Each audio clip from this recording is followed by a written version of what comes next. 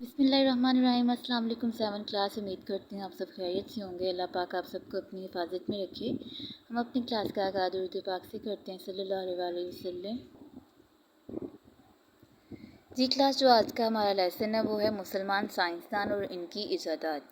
मुसलमान साइंसदान जो हमारे मुसलमान थे जिन्होंने चीज़ें ईजाद की हैं उनके बारे में ये लेसन है कि इस्लाम ने मुसलमानों में गौर व फ़िक्र और जस्तजू का शौक़ पैदा किया है। कुरान पाक में जगह जगह इंसान को अर्ज़ व समात और मज़ाहिर फितरत पर गौर करने का हुक्म दिया है, क्योंकि इंसान अशरफुल मखलूक़ात है, इन्हें फ़रिश्तों पर बरतरी हासिल है एक सोच की बना पर।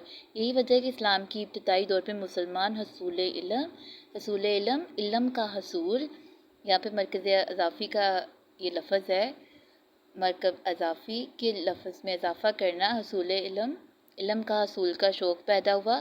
मुसलमान उलूम व फ़नून के हसूल के लिए दूर दराज का सफ़र किया करते थे। अब यहाँ पे सख्त मशक्क़तें भी उन्होंने बर्दाश्त की हैं। बहुत से मुसलमान खुलफा बादशाह अपने इल्म दोस्ती की बिना पर मशहूर हैं। वो उलमा और हिकमा अपने दरबारों में जमा करते और उन्हें उनकी सरपरस्ती करते थे, उन्हें खुद इल्म सिखाते थे। यही वजह है कि यूरोप और दुनिया के दूसरे खित्ते जहालत की तारीकी में डूबे हुए थे। उम्मत मुसलमान ने क्या किया था? साइंसदानों ने नित नए इल्म से बहरावर हो रहे थे, तजर्बात कर रहे थे, और मुसलमानों के पहले इल्म व फ़नून पर यूनानियों का इजारा था। अब यहाँ पे इनमें फ़र्क क्या था कि मुसलमान अपना मुशाहदा जो था वह तजर्बे की कसौटी पर परख ना लेते, मतलब कि जब वो किसी चीज़ को आजमा नहीं लेते थे तब तक वो फैसला नहीं करते थे कि ये चीज़ सही है या गलत है। जैसे कि यहाँ पे बताया गया है कि अरस्तु ने दरियाफ्त किया था कि जो भारी गोला है जल्दी गिरता है और हल्का गोला देर में, और बाद में क्या आया हुआ था, गैलीलियो ने जब तजर्बा करके देखा तो ये गलत साबित हुआ। मुसलमान जो दरियाफ्त करते थे उस पर पहले तजर्बा करते थे, तजर्बे की कसौटी पर रखते थे कि ये बात सही है या गलत है। इस ज़माने में लफ्ज़ साइंसदान इस्तेमाल नहीं होता था, तब आलिम फाजिल शख्स जो अपने इल्म में महारत रखते थे उन्हें हकीम कहते थे। तब साइंसदान नहीं, तब हकीम कहा जाता था।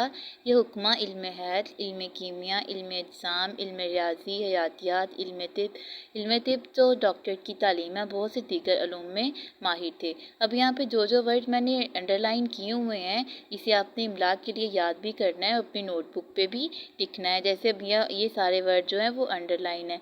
ये लोग माशरे में बहुत इज़्ज़त और एहतराम की नज़र से देखे जाते थे और सिर्फ इल्म हासिल करने और इंसानियत को फ़ायदा पहुंचाने की धुन में लगे रहते थे।